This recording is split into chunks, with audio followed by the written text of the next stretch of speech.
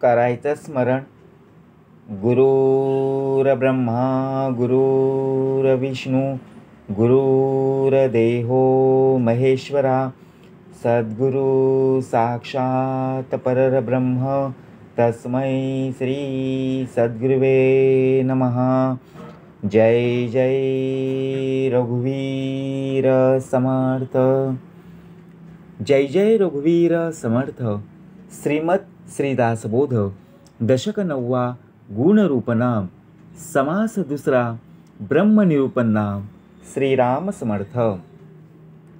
जे जे काही साकार दिसे ते ते कल्पांती नासे. स्वरूप ते असत्याचे असे सर्व काळ. जय जय रघुवीर समर्थ. श्री समर्थ कृपेने उत्तमाची सुरुवात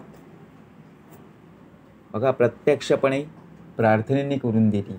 गुरुर ब्रह्मा गुरुर्विष्णू गुरुर्देहो महेश्वरा. आता तिघांच्या पलीकडे कोण आहे? तर श्री सद्गुरु साक्षात परब्रह्म तस्मै श्री सद्गुरुवे.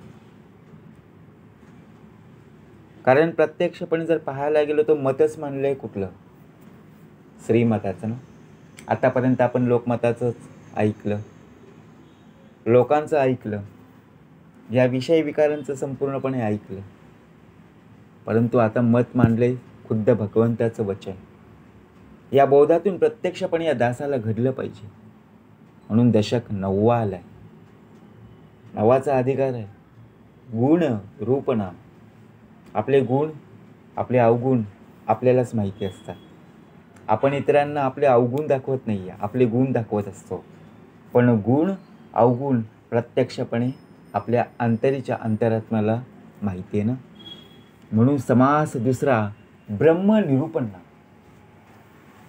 बघा प्रत्यक्षपणे समास 2 यावा लागला का? कारण पहिला जो आहे तो बघा सद्गुरु साक्षात आहे. दुसरा कोण आहे? ब्रह्मनिरूपण. आपण प्रार्थना म्हणतो ना, गुरुर ब्रह्मा गुरुर्विष्णू. ब्रह्मा विष्णू आणि महेश, परंतु तिघांच्या पलीकडे कोण आहे? ते सद्गुरु साक्षात. म्हणून समास 2 ब्रह्मनिरूपण. करूया श्रवण. श्रीराम समर्थ. जे जे काही साकार दिसे ते ते कल्पांती नासे. स्वरूप ते असत्याची असे सर्व काळ. जे जे या जगामध्ये आकारले जाते बघा प्रत्यक्षपणे ते ते सर्व कल्पांती नाश पावते. पण स्वरूपाचा कधीही नाश होत नाही. ते सर्व काळ जसेच्या तसेच असते. आता डोळ्यांनी आपल्याला बघा प्रत्यक्षपणे जे काही प्रत्यक्ष डोळ्यांनी दिसत आहे ते सर्व नाशिवंत आहे. ते आज ना उद्या नष्ट होणारच आहे. परंतु एकच असं आहे, त्याचा जन्म नाही, त्याचा मृत्यू नाही. म्हणून जे जे काही साकार दिसे, जे जे या जगामध्ये आकारलं ते सर्व कल्पांती नाश पावते. आज न उद्या नाश पावणारच. पण स्वरूपाचा कधीही नाश होत नाही.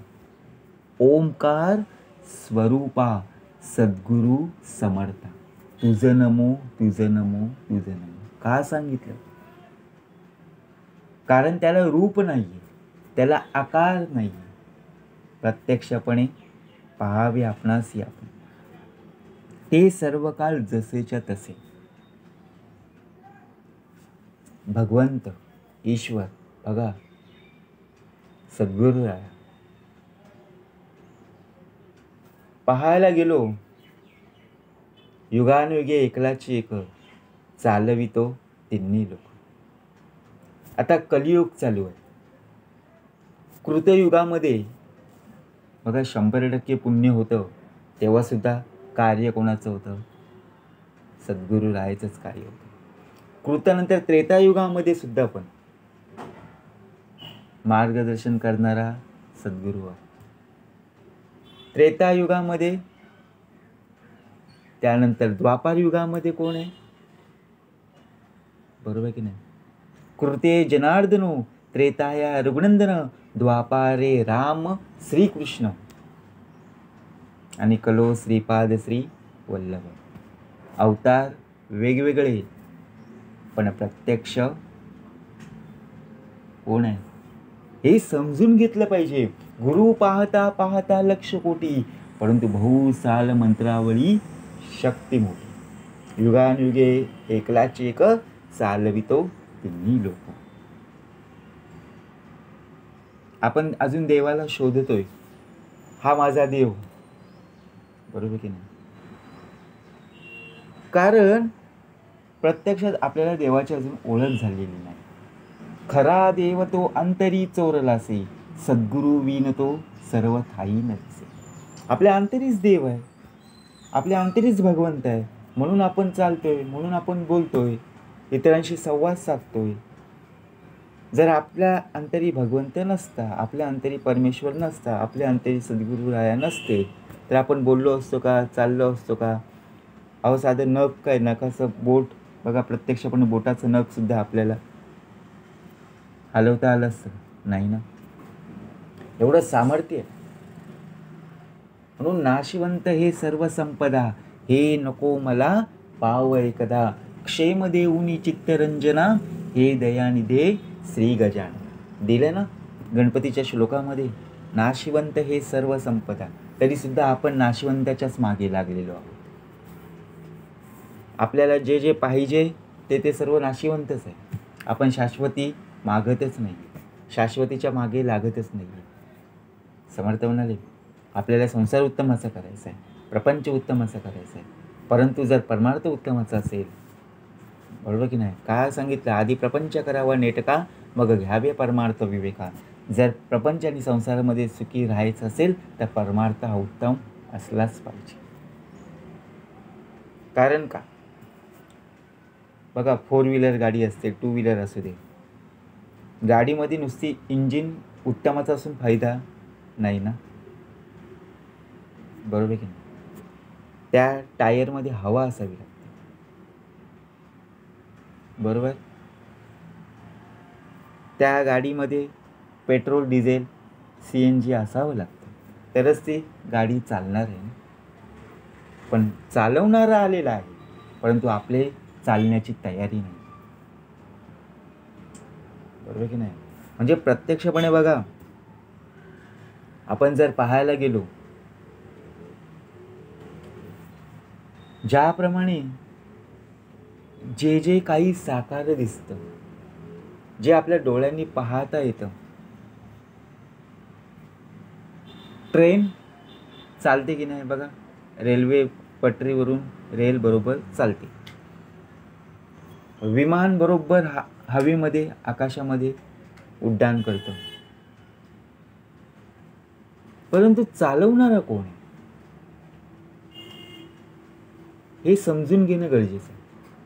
आपला देह आहे, परंतु चालवतोय कोण? ज्याने विठ्ठल मात्र घ्यावे त्याने पथ्य सांभाळावे. त्या विमानामध्ये एवढं मोठं सामर्थ्य कोणी ठेवले? विचार करा. जर हवाच नसती तर विमान उडलं असतं का? म्हणजे कोणाची कृपा आहे, बरोबर की नाही? म्हणून आपण जर पाहायला गेलो, ते कल्पांती नसे, स्वरूप ते असताचे असे सर्व काळ. जे सकळांमध्ये सार, मिथ्या नव्हे ते साचार, जे का नित्य निरंतर संचले असे. ते सर्वांचे सार असून तेच सत्य, ते मिथ्या नसून नित्य निरंतर आणि सर्वांच्या अंतर्बाह्य व्यापलेलं आहे. आपण सत्य असत्य अजून करत बसलेलो आहोत. आपला अजून देवावरती विश्वास नाही. तुमचा असेल हो, तुम्हाला सर्वांना नमस्कार आहे, पण या देहाचा अजून विश्वास नाही आहे की खरंच असं झालं असेल का, बरोबर की नाही? आपण अजून म्हणतोय रामायण घडलं असेल का, महाभारत घडलं असेल का, बरोबर की नाही? म्हणजे प्रत्यक्षपणे आपण अजून विश्वास ठेवत नाही. पूर्वीच्या काळी लोक अशी होती का? कारण हा कलियुग चालू आहे. या कलियुगामध्ये आपल्या डोक्यामध्ये, आपल्या मनामध्ये काय विचार येत असतात ते आपल्यालाच माहिती. म्हणून जे सकळांमध्ये सार, सार शोधून काढला पाहिजे. मिथ्या नव्हे ते साचार, जे सर्वांचे सार असून ते सत्य आहे. परंतु जे का नित्य निरंतर संचेल्यास ते भगवंताचे निजरूप, त्यासी बोली जे स्वरूप, याही वेगळे अमुप नामे तयाची. काय सांगितलं? तेच भगवंताचं खरं रूप आहे आणि त्यालाच स्वरूप असं म्हणतात. बघा, आता गणपती येतील की नाही सप्टेंबर महिन्यात, आपल्याला संपूर्णपणे ओढ लागलेली आहे. कधी श्री गणरायाची स्थापना होते आणि आम्हाला सुट्टी मिळते, हेच आपण पाहत असतो ना. गणपती 1.5 दिवस, 5 दिवस, 21 दिवस, ज्याच्या त्याच्या दृष्टीने बघा, जयाचा भावार्थ जैसा. परंतु काय सांगितलं? ते भगवंताची निजरूप, तेच भगवंताचं खरं रूप असून त्याला स्वरूप म्हटलं. आता ज्यावेळी गणपतीची मूर्ती गणपतीच्या कारखान्यामध्ये तयार होत असते, त्यावेळी बघा त्या मातीला बघा किंमत आहे का? नाही. गणपतीचा पूर्ण आकार, गणपतीचं संपूर्ण स्वरूप, गणपतीचं बघा प्रत्यक्ष कलर मारून झाल्यावर त्याला सामर्थ्य केव्हा प्राप्त होतं? दुकानामध्ये आपल्याला बघा लहानपणापासून ते मोठ्यापर्यंत अशा मूर्ती आपल्याला पाहायला मिळतात.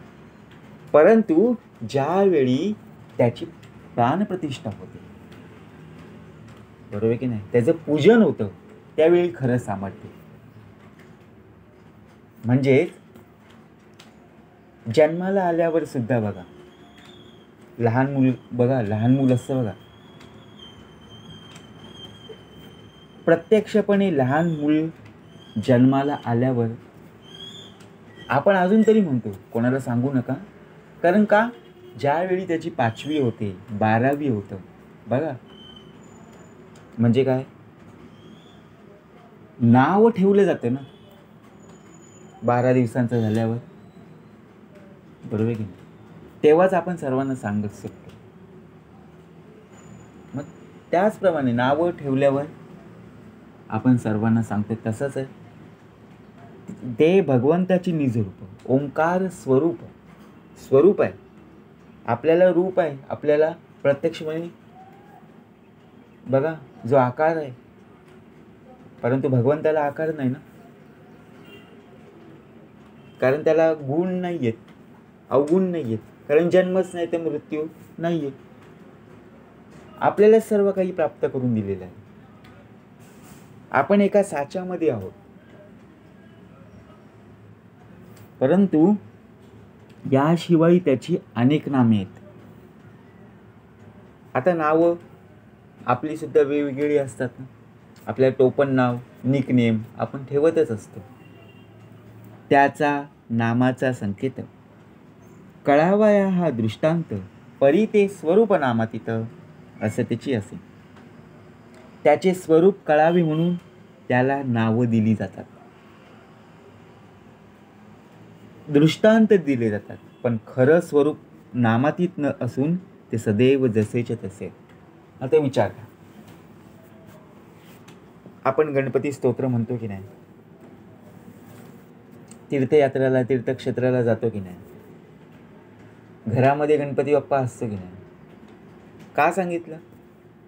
आपण अजून इकडे तिकडे फिरकत भटकत असतो, कारण देवाची ओळख आपल्याला प्राप्त झालेली नाही, देवाची जाणीव आपल्याला प्राप्त करून दिली नाही. म्हणजेच आपण देव शोधण्यासाठी अजून तीर्थक्षेत्राला जात असतो. अनेक ठिकाणी गणपतीचे मंदिर, परंतु नावं वेगवेगळी आहेत. गणपती बाप्पा एकच आहे, बरोबर नाही. प्रथम नाव वक्रतुंड, एका ठिकाणी गेलं तर वक्रतुंड पाहायला मिळेल, दुसऱ्या ठिकाणी गेलं दुसरे बघा विकट नावते, तिसरे विघ्न राजेंद्र, चौथे गजवक्रते. किती नाव आहेत? 5वे श्री लंबोदर, 6वे विकट नावते, 7वे विघ्न राजेंद्र, 8वे धूम्रवर्णते, 9वे श्री भालचंद्र, 10वे श्री विनायक, 11वे गणपती, 12वे श्री गजानन. देवनावे अशी 12 नावं आहेत, परंतु गणपती बाप्पा एकच आहे. बरोबर की नाही? ज्याप्रमाणे आपल्या या देहाचं नाव बघा, नाव काय? नाव असतं उत्तमाचं, सुधीर. कोणाचं नाव असेल माफ करा, नाव सुधीर आहे, परंतु आपण त्याला कधी सुधीर या नावाने हाकच मारत नाही. कारण का? सुद्या, बरोबर की नाही? एक नाव झालं. कधी कधी रागाने पण बघा, प्रेमाने सुद्धा सुधा म्हणतो. म्हणजे नावं वेगवेगळी जरी असली तरी माणूस एकच आहे, हे जाणून घेतलं पाहिजे. दृश्य सबाह्य संचले, परी ते विश्वास चोरले, जवळीच नाहीसे झाले असताची असे. का सांगितलं? हा समासात तसा आहे. आपण फक्त श्रवण करणं गरजेचं आहे. आपण काय करतो? या कानाने ऐकतो, या कानाने सोडून देतो. हा, मागच्या वेळी ऐकले हेच परत श्रवण आहे. का सांगितलं आहे? कारण आपल्याला तत्पर राहायचं आहे. ज्याचे हृदय श्री सद्गुरू स्मरण. आपण पाणी पितो, परत आपल्याला तहान लागतेच ना, घसा सुकतो ना, मग परत आपण पाणी पितोच ना. नाही पिला तर आपलं मरण आहे. मग तसंच आहे, आपण श्रवण आहे, श्रवणामध्ये जर असू ना तर आपल्याला येणारं संकट टळून जाईल ना. आपल्याला समजून जाईल की बाबा पुढे संकट आहे, आणि आलं तरी सद्गुरू सामर्थ्य नक्कीच आहे ना. विश्वास ठेवणं गरजेचं आहे. परंतु आपण काय म्हणतो? अरे पुन्हा पुन्हा तेच श्रवण आपल्याला ऐकायला मिळतं. म्हणून समर्थांनी उत्तमाची ओवी लिहून ठेवली. दृश्य सबाह्य संचले, परी ते विश्वास चोरले, जवळीच नाहीस झाले असताचे असे. वास्तविक पाहता दृश्य हे दृष्टीच्या आत बाहेर सर्वत्र कोंदाटले, जगातील सामान्य लोकांपासून गुप्त राहिले, म्हणून ते अत्यंत जवळ असूनही लोकांना वाटतं ना. दृश्य सबाह्य संचले. आता आपल्याकडे जी वस्तू आहे आपण काय करतो? गुपित ठेवतो. हा, लोकांना सांगायचं नाही, हे आपल्याकडेच राहू द्या. आपण अजून सांगत आहोत, बरोबर. परंतु जवळीचं नाहीच झाले असं त्याचे ऐसे. परंतु आपणच असं ठरवलं पाहिजे की माझ्याकडे ही गोष्टच नाही आहे, ही वस्तूच नाही आहे. आपल्याकडे ती वस्तू आहे, परंतु आपल्याला कोणी विचारायला आलं की आपण काय म्हणतो? अरे माझ्याकडेच ही वस्तू नाही आहे. एखाद्याने बघा विश्वासाने आपल्याजवळ एखादी वस्तू ठेवायला दिली, बरोबर आहे. आपण ती गोष्ट ठेवली आणि त्या व्यक्तीने आपल्याला विश्वासाने सांगितलं की कोणाला सांगू नका की ही वस्तू तुमच्याजवळ आहे. आपल्याला ही गोष्ट माहिती आहे, आपल्या घरच्यांना माहिती आहे. आता ती व्यक्ती गेल्यावर आपल्याला आपले मित्र असतील किंवा नातेवाईक असतील, ज्यांनी पाहिलेलं आहे, ती सुद्धा व्यक्ती आपल्याला बोलेल की नाही, अरे तुम्हाला ही गोष्ट त्यांनी आणून दिलेली ना. मग आपण काय म्हणतो? आपल्याकडे आहे, परंतु आपण काय म्हणतो? जवळीचं नाहीस झाले असं त्याची केस. मग ती आमच्या जवळ नाही आहे, त्याने आणलेली, परंतु तो परत घेऊन गेला. म्हणजे विचार करा. ऐसा ऐकोनिया देव, उठे दृष्टीचा भाव, पाहो जाता दिसे सर्व दृश्याची अवघे. देवाचं वर्णन ऐकून लोकांच्या मनात बघा त्याच प्रत्यक्ष डोळ्यांनी पाहावे असा भाव उत्पन्न होतो. त्याला पाहण्याचा प्रयत्न जरी केला, देव तर दिसतच नाही. देव कधी दिसतो का? खरा देव तो अंतरी चोरला असेल. देव हवा आपल्याला जाणवते, डोळ्यांनी दिसते नाहीये. त्याचप्रमाणे जयाचा भावार्थ जैसा तयास लाभ, तैसा मत्सर जरी तो पुसा तयास त्याची प्राप्त. दृष्टीचा विषय दृश्य, तोची झाली या सादृश्य, तेने दृष्टी पावे संतोष, परी ते देखणे नव्हे. नेत्रांचा विषय हा दृश्य हाच आहे. प्रत्यक्ष दिसला असा तर संतोष होतो, पण खरं पाहणे नव्हेच. डोळ्यांनी आपण पाहतो, दृष्टीचा विषय दृश्य आपण डोळ्यांनी पाहतो. संपूर्ण बघा निसर्ग, संपूर्ण डोंगर, जल, 7 समुद्र पलीकडे आपण जाऊन पाहू शकतो. तोची झाली आहे सादृश्य. कारण ज्याप्रमाणे आपल्याला बघा डोळ्यांनी पाहता येतं, त्या डोळ्यांमध्ये सामर्थ्य कोणी पुरवलं? तेने दृष्टी पावे संतोष, समाधान केव्हा प्राप्त होईल? चांगलं जेव्हा बघू तेव्हाच ना. या डोळ्याची पुण्याई, या डोळ्याचं सार्थक केव्हा होईल? आपल्याला मनाचं समाधान केव्हा होतो? ज्यावेळी एखादी गोष्ट आपल्याला मनाप्रमाणे होते किंवा ती गोष्ट आपल्याला प्राप्त होते, तेव्हा आपल्याला समाधान होतं. मनाला समाधान झालं, मग डोळ्याला समाधान केव्हा? जेव्हा चांगल्या प्रकारे आपण पाहू. डोळ्याची पुण्याई काय, कशी वाढेल? वाईट बघून डोळ्याची पुण्याई वाढणार आहे? बघा, रात्रंदिवस मोबाईल आपल्या हातामध्ये, डोळ्यांना ताण आहे. बघा, प्रत्यक्ष पण डोळ्यांना इजा होतात, लाल डोळे होतात. देणे ईश्वराचे, फुकट दिलेले आहेत, परंतु फुकट जाता कामा नाही. परी ते देखणे नव्हे सांगितलं ना. का आपण डोळ्यांनी अजून पाहतोय? काय विषय वासना आड येते? पहावे आपणासी आपण. दृष्टीस दिसे ते नासे, एतद विषय श्रुती असे, म्हणून ते दृष्टीस दिसे ते स्वरूप नव्हे. जे जे दृष्टीला दिसते ते नाश पावते. या अर्थाची स्तुती आहे. बघा, प्रत्यक्ष जर पाहायला गेलो,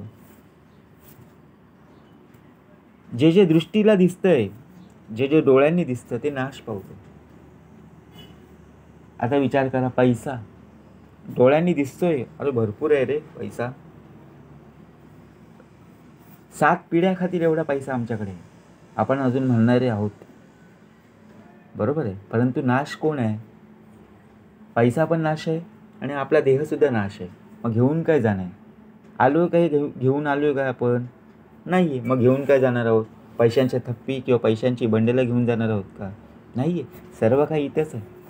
म्हणून पैसा असो का नसो काय, परंतु प्रत्यक्षात ज्याने आपला हा देह घडवलेला आहे त्याला प्रथमतः नमस्कार करून आपल्या अंतरी त्याचं कार्य चालू आहे आणि आपण सुद्धा त्याच कार्यावर विश्वास ठेवणं गरजेचं आहे. स्वरूपते निराभास आणि दृश्य भासले साभास, भासास बोलिले नास वेदांत शास्त्री. दृश्य भासमय असते. बघा, पाहायला गेलो तर वेदांत शास्त्रात भास हा नाशिवंत नसतो. कारण आपला देह नाशिवंत आहे, आपण डोळ्यांनी पाहतो ते सुद्धा नाशिवंतच आहे. शाश्वती काय? आपण जे उत्तमाचं ऐकतोय, श्रवण करतोय, देवाची उपासना करतोय, भक्ती करतोय, मंगलाचरणामध्ये आहोत, तरच ती शाश्वती आहे. बाकी सर्व बरोबर की नाही? माझं आणि भ्रांतीचं वज आणि पाहता दृश्याची भासे, वस्तू दृश्या वेगळी असे, स्वानुभवे पाहता दिसे ते दृश्य स्वभाव. आपण जेव्हा डोळ्यांनी पाहतो तेव्हा दृश्यच डोळ्याला दिसते, पण आत्मवस्तू ही दृश्या वेगळी आहे. आत्मवस्तूचा साक्षात अनुभव येतो, ती दृश्याच्या सबाह्य अंतरी व्यापून राहिलेली आहे. आपण बघा, एसटीने प्रवास करत आहोत किंवा 2 व्हीलरने आपण जात आहोत, प्रवासाला आपण निघालेलो आहोत. आपण ज्यावेळी निघतो की नाही, बघा, घरातून निघालो, नमस्कार केलं आणि घराबाहेर पडलो, प्रवासाला निघालेलो आहे. 2 व्हीलरवर बसलेलो आहेत किंवा 4 व्हीलरमध्ये बसलेलो आहोत किंवा बसमध्ये बसलेलो. सूर्यनारायण बघा प्रत्यक्षपणे आहे, तो सुद्धा आपल्याबरोबर चाललेला आहे. जिथे आपण जाऊ तिथे तो आहे की नाही? चंद्र असेल किंवा चंद्र बरोबर आपल्यासोबत येतो की नाही? मग आपण काय म्हणतो? सूर्य आहे साक्षीला, चंद्र आहे साक्षीला, तरी आपण म्हणतो अजून माझ्याकडं कोण पाहणारं नाही आहे. अरे खुद्द आपला भगवंत बघा अंतरीमध्ये, आपल्या बघा अंतरीच्या अंतरात्मा आपल्या हृदयात आहे, त्याचं अधिष्ठान आपल्या हृदयात आहे, तरी आपण सुद्धा म्हणतोय मला अजून कोण पाहणारं नाही आहे. ते डोळ्यांनी दिसत नाही आहे. जागृती स्वप्न सुषुप्ती तुर्या, आपण अजून स्वप्नामध्ये आहोत, अजून आपली झोप उडाली नाही आहे, अजून आपल्यावर प्रसंग ओढवलेला नाही आहे, अजून आपल्यावर संकट आलेली नाही आहेत, अजून आपण अडचणीमध्ये अडकलो नाही आहे. ज्यावेळी अडकू ना त्यावेळी आपल्याला देवाची आठवण होत असतं. जे निराभास निर्गुण त्याची काय सांगावी खूण, परी ते स्वरूप जाणं सन्निधची असे. जे आभासरहित आहे, गुणरहित आहेत, त्याची खूण तरी कशी काय सांगणार? पण ते स्वरूप आपल्या अगदी जवळच असते. कसा भाग दिलेला आहे, आपल्याला डोळ्यांनी प्रत्यक्ष पाहता येत नाही आहे, डोळ्यांनी दिसत नाही, फक्त फोटो दिसतो, मूर्ती दिसते, परंतु अंतरी आपलं त्याचं वास्तव्य आहे ते आपल्याला दिसत नाही आहे. बघा, आपल्या हृदयामध्ये, संपूर्ण शरीरामध्ये त्याचं वास्तव्य आहे की नाही? नक्कीच.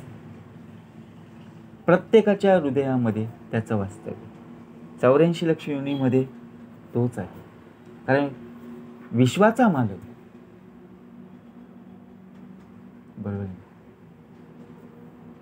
काय भाग दिलेला आहे? जे निराभास निर्गुण त्याची काय सांगावी खूण. आता खूण काय सांगणार? कारण तो आभास रहित आहे, गुणरहित आहे. आपण सांगणार का त्या वडाच्या झाडाखाली देव बसलेला आहे किंवा त्या मंदिरामध्ये देव बसलेला आहे, जा तुला साक्षात प्राप्त होईल, साक्षात तुझ्याशी बोलेल, असं आहे का? नाही ना. जयाचा भावार्थ जैसा. कारण का सांगितलेलं आहे? त्याची खूण काय सांगणार आपण? ते स्वरूप आपल्या अगदी जवळच आहे. म्हणजे काय? आपण स्वतःहून आपण देवाशी बोलू शकतो. कसं काय?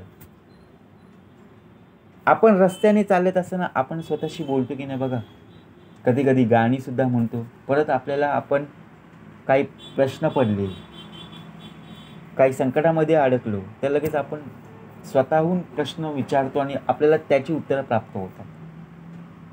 कारण समर्थ म्हणाले, का सांगितले ही ओवी? परी ते स्वरूप जाण सन्निधाची असे. स्वरूप आपल्या अगदी जवळच असते. म्हणजे काय? भगवंत आपल्या जवळ आहे. आम्ही तुमचे गावा समीपत. काय ओवी लिहून ठेवली, काय सामर्थ्य पुरवलं. आम्ही तुमचे गावा समीपत वास करू हे निश्चित. कलत्र पुत्र इष्टभ्रात मिळवणी भेटा तुम्ही आम्हा. बरोबर की नाही? जैसा आकाशी भासला भास आणि सकळांमध्ये आकाश, तैसा जाणी जे जगदीश सबाह्य अभ्यंतरी. जसं आकाशात सर्व भास असतात की नाही, सर्वांमध्ये आकाशच व्यापून असतं आणि त्यामध्ये जगदीशही सर्व जगास सबाह्य अभ्यंतरी व्यापून राहिलेलं असतं. आता आकाशामध्ये सर्व काही व्यापलेलं आहे. आकाशात पतितम तोय यथा गच्छति सागरम सर्व देव नमस्कारम केशव प्रति गच्छति. सर्व देव, सर्वांचं वास्तव्य बघा, समुद्र, सागर, सर्व काही व्यापून टाकलेलं आकाशामध्येच आहे ना. तैसा जाणी जे जगदीश सबाह्य अभ्यंतरी. सबाह्य अभ्यंतरी तू एक दत्त अभाग्यसी कैसी कळेरीत माता. उदकामध्ये परी भिजेना, पृथ्वीमध्ये परी झिजेना, वन्नीमध्ये परी शिजेना. स्वरूप देवाचे. स्वरूप पाण्यामध्ये असतं तरी ते भिजत नाही, पृथ्वीमध्ये असते झिजत नाही, अग्नीमध्ये असतं शिजत नाही. असं देवाचं स्वरूप विलक्षण. कारण डोळ्यांनी प्रत्यक्ष दिसत नाही. स्वरूप पाण्यामध्ये पण आहे, परंतु तो भिजलेला दिसणार नाही. आता झाडामध्ये बघा, वृक्षवल्ल्या मासोय रे वनचरी. सजीव सृष्टी आहे, त्याच्यामध्ये सुद्धा भगवंत आहेच. बरोबर की नाही? आपल्या डोळ्यांनी दिसेल का त्याची हालचाल? बघा, सजीव सृष्टी आहे ना. पानांची वाढ होत जाते, फुलं येतात, फळं येतात, खोड वाढताना दिसतं, परंतु त्याचं मूळ कुठे आहे? मूळ प्रत्यक्ष दिसतं का? मूळ जमिनीमध्ये आहे. म्हणून समर्थ म्हणाले, खरा देव तो अंतरी चोरला असे, सद्गुरू विन तो सर्व ठाई नसे. ते रेंद्यामध्ये परी बुडेना, ते वायूमध्ये परी उडेना, स्वर्णी असे परी घडेना स्वर्णसारिका. ते चिखलात असते तरी बुडत नाही, वायूमध्ये असते तरी उडत नाही, सुवर्णात असून सुवर्णासारखं ते घडविता येत नाही. भाग कसा दिलेला? वायूमध्ये असते तरी उडत नाही ना. झाडं मोठी झाली की वाऱ्यामध्ये पडतात, परंतु लहान लहान गवतं नाही ना. कधी हवेने वाकले तरी परत ते सरळ होतात. म्हणून भाग कसा दिलेला आहे?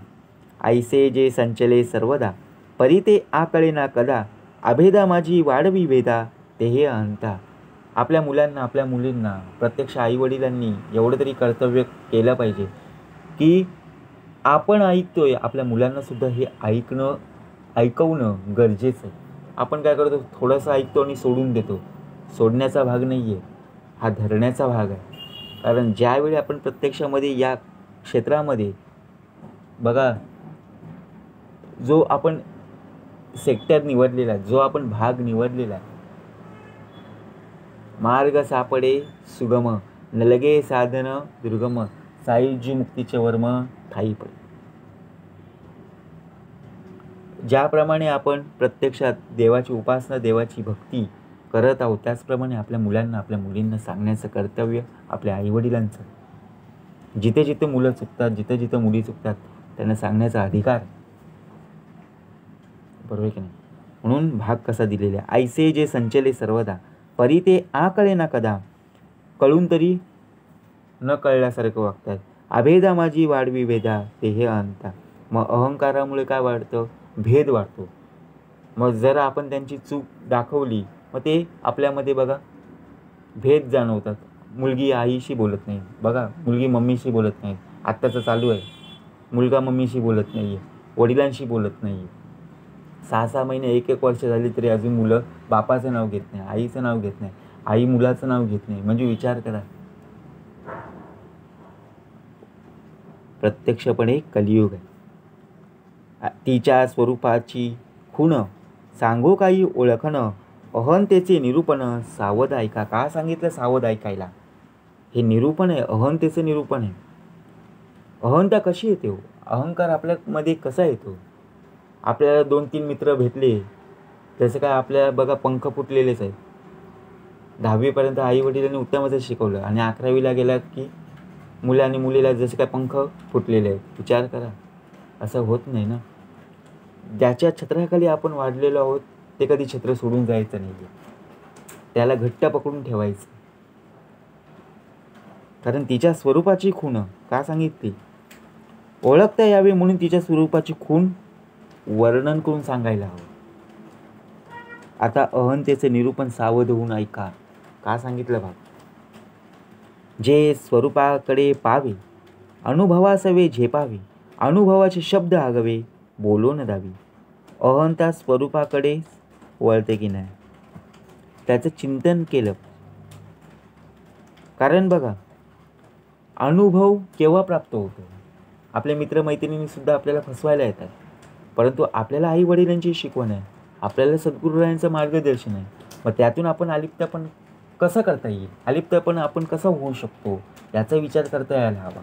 आपल्या मित्रमैत्रिणींना बघा वाईट संगत प्राप्त झालेली आहे, त्यातून आपल्याला बाहेर खेचायचं आहे, आपल्याला बाहेर यायचं आहे. म्हणजे विचार करा, मार्ग सापडे सुगम का सांगितलेला आहे. आपण त्या विषय वाचनेमध्ये अडकता कामा नये. जे स्वरूपाकडे जावे, अनुभवासवे झेपावे, अनुभवाचे शब्द आगवे. अनुभवाचे शब्द केव्हा ऐकायला येतील, ज्यावेळी आपण एखाद्या खड्ड्यामध्ये पडतो, त्यावेळी आपल्याला ज्यावेळी संकट येतात, प्रसंग येतात ना, त्या खड्ड्यातून बाहेर पडत असताना मग पुन्हा आपण त्या खड्ड्यामध्ये जात नाही. मग तो आपला अनुभव आहे. एकदा नापास झालो की आपल्याला अनुभव काय आहे, नापास झालो, मला पुन्हा परीक्षेची तयारी करायची. एका कंपनीमध्ये आपण जॉबला आहोत, 1 वर्ष पूर्ण झाला, काय प्राप्त झाला, तर 1 वर्षाचा अनुभव प्राप्त झालेला. म्हणून अनुभवासी ये प्रत्यक्षात. म्हणे आता मीच स्वरूप, त्याची अहंतेचे रूप, निराकारी आपे आप वेगळी घडे. आता तो सर्वांना सांगत सुटला, आता मीच स्वरूप आहे, मीच स्वतः जे काय करतो ते मीच करतो, मी पण आणतोय. अहंकार कुठे आहे, अभिमान सर्व ह्याच्याचकडे. काय आणलं, मीपणा. कोणाला मदत केली, मी केली, म्हणजे मीपणा आणलंय. समर्थ म्हणाले मीपणा नको ना आपल्यामध्ये, अहंकार नको, अभिमान नको. अभिमान उठे मत्सर, मत्सरी तिरस्कार, पुढे क्रोधाचा विकार प्रबळे वळे. स्वय मीच आहे ब्रह्म, ऐसा अहंतेचा भ्रम, ऐसे सूक्ष्म सूक्ष्म पाहता दिसे. मी स्वतःच ब्रह्म आहे असं म्हणताना अहंतेचा बघा अजून त्याचा भ्रम निघालेला नाही, अजून कायम आहे. कल्पना आकळी येत, वस्तू कल्पनातीत, म्हणून नाकळे अंत अनंताचा. भाव कल्पनेने जाणता येतो, पण वस्तू जर कल्पनातीत आहे, अनंताचा अंत जाणताच येत नाही. कारण अनंताचा शोध घेणारा अनंताशी एकरूप असावं लागतं ना, बरोबर की नाही? म्हणून ज्यावेळी आपण एकरूप केव्हा होऊ, आपण नामस्मरण करत आहोत, देवाची उपासना करत आहोत, देवाची भक्ती करत आहोत, तर आपण देवाशी एकरूप आहोत ना. मी देवाचा आणि देव माझा. परंतु जर आपण विषय वासनेमध्ये अडकलेलो आहोत, त्या विषय वासनेमध्ये आपण एकरूप असू, तो सोडवणारा कोण आहे याची जाणीव आपल्याला करून दिलेली आहे. अन्वय आणि व्यतिरेक हा शब्द कोणी एक, निशब्दाचा अंतर्विवेक शोधला पाहिजे. काय शोधला पाहिजे, कसा शोधला पाहिजे? तर अन्वय म्हणजे उभारणी आणि व्यतिरेक म्हणजे संवारणी. हा केवळ शाब्दिक भेद आहे, तो जाणून घेतला पाहिजे. जेथे शब्द पोहोचू शकत नाही, त्या निशब्दाचा म्हणजे परब्रह्माच्या स्वरूपाचा अंतर्मुख होऊन विचार केला पाहिजे. आधी ही जे वाच्यांश, मग ओळखीचे लक्षांश, लक्षांशी पाहता वाच्यांश असेल कैसा. आधी शब्द सामर्थ्याकडे लक्ष दिलं पाहिजे, मग त्यात जो गूढ भावार्थ असेल तो लक्षात घ्यावा. आपण शब्द वाचतो, आपण ग्रंथ वाचत असतो, पेपर वाचत असतो, परंतु जर त्याचा अर्थच आपल्याला कळत नसेल तर त्या वाचनाचा उपयोग काय? लक्षार्थाचे चिंतन करून लागलं की वाच्यांश म्हणजे शब्दार्थ मागे पडतो. जर श्रवण केलं, श्रवणाचं मनन केलं, मननाचा निजध्यास केलं तर त्या श्रवणाला किंमत आहे. वाचन केलं, वाचनाचा अर्थ जाणून जर आपण उत्तम असं केलं, बघा कळले वळले, त्याचप्रमाणे आपण नुसतं कळतंय पण वळत नाहीये, आपण नुसतं वाचतोय पण त्याचा अर्थ कळत नाहीये, मग फायदा नाही ना. सर्व ब्रह्म आणि विमळ ब्रह्म हा वाच्यांशाचा अनुक्रम, शोधिला लक्षांशाचे वर्म वाच्यांश नसे. सर्व ब्रह्म आणि विमळ ब्रह्म यात केवळ शब्दार्थाचाच भेद आहे. ज्याप्रमाणे लक्षांशामध्ये वर्म जाणण्याचा प्रयत्न केला की दोन्हीने निर्देश केलं की परब्रह्म एकच आहे हे कळून येतं. कारण गुरु पाहता पाहता लक्ष कोटी, बहुसाल मंत्रावळी शक्तिमती. सर्व विमळ दोन्ही पक्ष, वाच्यांशी आटती प्रत्यक्ष, लक्षांशी लाविता लक्ष, पश्चाताप घडे. केव्हा पश्चाताप घडतं? सर्व ब्रह्म आणि विमळ ब्रह्म हे दोन्ही पक्ष वाच्यांशात आटून जातात, हे प्रत्यक्ष दिसतं. आपण देवाला नमस्कार करतोय, देव आपल्याला सुद्धा बघा उत्तमाचा आशीर्वाद प्राप्त करून देतो, देवाचं सामर्थ्य सुद्धा आपल्याला प्राप्त होतं, देवाची कृपा सुद्धा आपल्यावर आहे. परंतु आपण न कळल्यासारखं वागत असतो की देवाने अजून मला काहीच दिलेलं नाहीये. हे लक्षांश अनुभवणे, येथे नाही वाच्यांश बोलणे, मुख्य अनुभवाचे खुणे, वाचारंभ कैसा. आता अनुभव कसा घ्यायचा? अनुभवामध्ये शब्द बोलण्याचं कायमच राहत नाहीये, ही खूण अनुभवण्याची आहे, तिथं वाच्याचं काम उरत नाहीये. मुख्य उपासना लक्षणं दिलेली आहे, नाना कवित्व लक्षणं दिलेली आहे, नाना चातुर्य लक्षणं दिलेली आहे. म्हणजे विचार करा, परा पश्यंती मध्यमा वैखरी, जेथे ओसरती चारी, तेथे शब्द कलाकुसरी कोण काज. परा पश्यंती मध्यमानी वैखरी. बघा, ज्याप्रमाणे परेमध्ये आपण सर्व काही साठवत असतो शब्द, आपलं ग्रंथालय वाचनालय सर्व परेमध्ये, आणि एक एक शब्द आपल्या वैखरीमधून निघत असतात. परेमधून बघा, परा पश्यंतीमध्ये, पश्यंतीमध्ये मध्यमा आणि मध्यमानंतर वैखरी. आपण सर्व काही पोटामध्ये लपून ठेवत असतो, परंतु मनामध्ये बघा ओठामध्ये केव्हाही ज्यावेळी त्या शब्दांचा भांडार असेल, शब्द माहिती असतील तरच आपण त्या मुखातून बोलू ना. आपल्याकडे डिक्शनरी आहे, जर त्याचा आपण अभ्यास केला नाही, एखादं पुस्तक आहे ते अजून वाचलं नाही, मग आपण काय उत्तर देणार? बरोबर की नाही? एखादं भाषण बोलायचं आहे, जर आपल्याकडे स्क्रिप्टच नसेल तर आपण बोलणार काय? म्हणून प्रत्यक्षपणे परेमध्ये ते शब्द पेरले गेले पाहिजे. परा पश्यंती मध्यमाय वैखरी, जेथे ओसरती चारी, तेथे शब्द कळांकुसरी कोण काचा. शब्द बोलता सेवेच नासे, तेथे शाश्वतता कोठे असे. प्रत्यक्षाचं प्रमाण नसे बरे पहा. आता शब्दाला किंमत नाही आहे ना. आपण एखाद्याला शब्द बोलतो, त्याच्या मनाला लगेच लागतं, परंतु त्या शब्दामध्ये खरी किंमत काय आहे. शब्द उच्चारला की तो लगेच नाहीसा होतो. मग शाश्वतता कुठे, शाश्वत कुठे. आपण मुळाक्षरे वाचतो की नाही. अ आ इ ई पासून ते ज्ञ पर्यंत आपण वाचतो की नाही. नक्कीच. परंतु त्यामध्ये ओम आणि श्री आहे का बघा. बरोबर की नाही. मुळाक्षरामध्ये ओम आणि श्री हे दोन शब्द आहेत का. नाही आहे. कारण त्याची ओळख करून देणारा प्रत्यक्ष हजर आहे. आपण अननस आ आई हे आपल्याला गुरुजन वर्गाकडून शिकून मिळतं, आई वडिलांकडून आपल्याला शिकायला मिळतं. पण ओम आणि श्रीची जाणीव करून घेण्यासाठी खुद्द भगवंतालाच यावं लागतं. शब्द बोलता सेवेच नासे, तेथे शाश्वतता कोठे असे. प्रत्यक्षाचं प्रमाण नसे बरे पहा. म्हणून शाश्वती शब्द काय. शाश्वती शब्द फक्त ओम आणि श्री. बाकी मुळाक्षर आपण वाचत आहे. बरोबर की नाही. ही कधी गायब होणार नाही. कधी कृते जनार्दनो त्रेताया रघुनंदन द्वापारे राम श्रीकृष्ण कलु श्रीपाद श्री वल्लभ. शब्द प्रत्यक्ष नासिवंत, मनोन घडे पक्षपात. सर्व विमळ ऐसाहित अनुभवी नाही. ऐक अनुभवाचे लक्षण. काय सांगितलं आता. ऐकायला सांगितलं. अनुभवाचं लक्षण. अनुभव म्हणजे अनन्य जाणव. ऐक अनन्याचे लक्षण ऐसे असे. आता अनुभव म्हणजे अनन्य, म्हणजे जेथे अन्य नाही तेथे एकलाची एक सस्वरूपतेचंच प्रमाण आपणच आहोत ना. अनन्य म्हणजे अन्य नसे. आत्मनिवेदन जैसे संघभंगे असतच असे आत्मा आत्मपणे. आता भाग दिलेला आहे. अनन्य म्हणजे दुसरा कोणीच नाही आहे. जर पाहायला गेलो तर मीपणाच्या त्यागानंतर अनुभवमध्ये जर पाहायला गेलो तर नष्ट झाल्यावर त्या तुलनेने केवळ आत्माच आत्मपणे दिसायला लागतो. आत्म्यास नाही आत्मपण, हेची निसंगाचे लक्षण. काय सांगितलं. आत्म्यास नाही आत्मपण. आत्म्याच्या ठिकाणी मी आत्मा ही जाणीवच नसते. हे निसंगाचं लक्षण आहे. वास्तविक हे वाच्यांश बोलिले जाणं कळावाया करणे.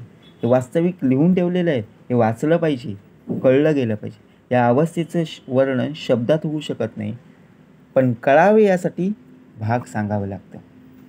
एरवी लक्षांश तो वाच्यांश, सांगी जेल ते घडे कैसे. वाक्य विवरणे अपैसे कळू लागे. एरवी तो बघा वाच्यांशाने म्हणजे केवळ शब्दार्थानं सांगणं शक्य नसतं, पण त्या लक्षांमध्ये सूक्ष्म बुद्धीने विवरण केलं की आपोआप कळू लागतं. करावे तत्व विवरण, शोधावे ब्रह्म निर्गुण. पहावे आपणासी आपण म्हणजे कळे. तत्वांचे विवरण करून ज्यावेळी निर्गुण ब्रह्माचा शोध घेण्याचा अभ्यास करतो त्यावेळी खरं स्वरूपाचं ज्ञान होतं आणि अनुसंधाने सस्वरूपाचा साक्षात अनुभव होतो. हे न बोलताच विवरिजे, विवरोन विरोन राहिजे. मग अबोलपणेची साजे महापुरुषी. न बोलण्यातच न सांगण्यामध्येच बघा प्रत्यक्षपणे मनन करावे, तन्मय होऊन राहावे. आपल्याला सांगायची वेळ येता कामा नये. उपासना कर, देवाची भक्ती कर, देवाची उपासना कर. आपण आपल्या परीने उत्तमाची करता यायला हवी.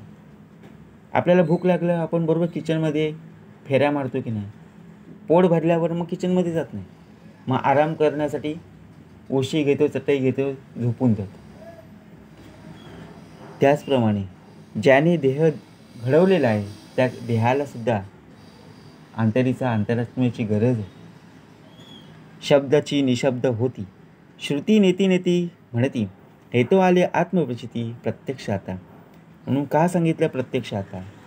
कोणाला यावं लागलं. बरोबर की नाही. आपण नुसतं वाचत राहिलेलो आहोत. त्या वाचनाला अर्थ आपल्याला समजत नाही ना. म्हणून अर्थ प्राप्त करून देण्यासाठी त्याला प्रत्यक्ष यावं लागतं. प्रचिता आलिया अनुमान हा तो प्रत्यक्ष दुराभिमान, तरी आता मी अज्ञान माझं काहीच न कळे. तरीसुद्धा आपण म्हणतो मी अज्ञानी आहे, परंतु आपल्याला सर्व काही ज्ञान प्राप्त करून दिलेलं आहे. आपल्याला ज्ञान नाही, तर प्रत्यक्षपणे आपल्यामधला जो अज्ञान आहे तो बाजूला सारला. आता अज्ञान बाजूला सारलं की राहिलं ते काय, तर ज्ञानच. ज्ञान वैराग्य सामर्थ्य अखंड श्रीसेवा निष्काम दास्य भक्ती प्राप्त हो. घरातील सर्व माणसांना उदंड आयुष्य लाभो. दिवा जळो देवापाशी, उजेड पडो सर्वांपाशी. मी लटिका माझे बोलणे लटिके, मी लटिका माझे चालणे लटिके, मी माझे अवघेची लटिके काल्पनिक. आपण ज्याला मी म्हणतो तो तर खोडच असतो. त्यामुळे मीचे बोलणे चालणं माझं म्हणणं हे सर्व लटिकेच आहे. मज मुळीच नाही ठाव, माझे बोलणे अवघेची वाव, हा प्रकृतीचा स्वभाव प्रकृती लटिके. आता मीपणाला जेथे स्थानच नाही आहे, माझं सर्व बोलणंही व्यर्थच होतं. म्हणून स्वभावानुसार सर्व काही घडत असतं. प्रकृती आणि पुरुष या दोहींचं जेथे निरास, ते मीपण विशेष हे केवी घडे. स्वरूपाच्या ठिकाणी प्रकृती म्हणजे वायुरूप स्फुरण आणि पुरुष म्हणजे शुद्ध जाणीव, या दोहींचा निरास होतो. प्रकृती आणि पुरुष बघा, या दोहींचं चेते निरास. आता प्रकृती करून आणि पुरुष करून, पुरुष म्हणजे आपण आहोत, पण प्रकृती अंतरीचा अंतरात्मा आहे, चालवणारा तो आहे. या दोहींचं जेथे निरास आहे, ते मी पण विशेषही केवी घडे. जे ते सर्वही अशेष झाले, ते विशेष कैचे आले, मी मौनी म्हणता भंगले मौनी जैसे. जे ते सर्व दृश्य निशेष झाले, ते मी पण हे विशेष तरी कसं राहील. एखाद्या माणसानं म्हणावे की मी मौनी आहे, म्हणजे त्याच्या या बोलण्यानेच त्याचं मौन भंग पावतं. आता मौनी न भंगावे, करुण काहीच न करावे, असोन निशेष नसावे विवेक बळे. म्हणून स्वरूपानुभव बघा, प्रत्यक्षपणे अनुभव आणि स्वरूपानुभव, पण तो मौन भंगून देऊ नये यासाठी आपल्याला काय करायचं, प्रयत्न करायचा. देहाने व्यवहार करीत प्रत्यक्षपणे अंतर्यामी पूर्णपणे मीपणा विरहित, आपल्यामध्ये मीपणा नसावा, मीपणा विरहत विवेकाच्या बळावर असावा. म्हणून जेथे जेथे जावे तिथे विवेकसहित जावे, आपल्याला समर्थांनी सांगितलेलं आहे. परंतु आपण विवेकसहित जात नाही आहे, कारण समर्थांनी उत्तमाची ओवी आपल्याला प्राप्त करून दिलेली आहे. भय सांडूनी तू वाजावे, क्रूर यवना भेटावे, संतोषनी पिवावे, पुनरपी पाठविला आम्हापाशी. आणि दुसरी ओवी काय दिलेली, जववरी तू परतून येसी. काय विश्वास, काय आत्मविश्वास दाखवला ना. असो आम्ही भरवंसी, तुवा आली या संतोषी जावो आम्ही येथून. आता मौनेनं भंगावे, करुण काहीच न करावे, असो निशेष नसावे विवेक बळे. इति श्रीदासबोधे गुरुशिष्य संवादे ब्रह्मनिरूपण नाम समास दुसरा. जय जय रघुवीर समर्थ.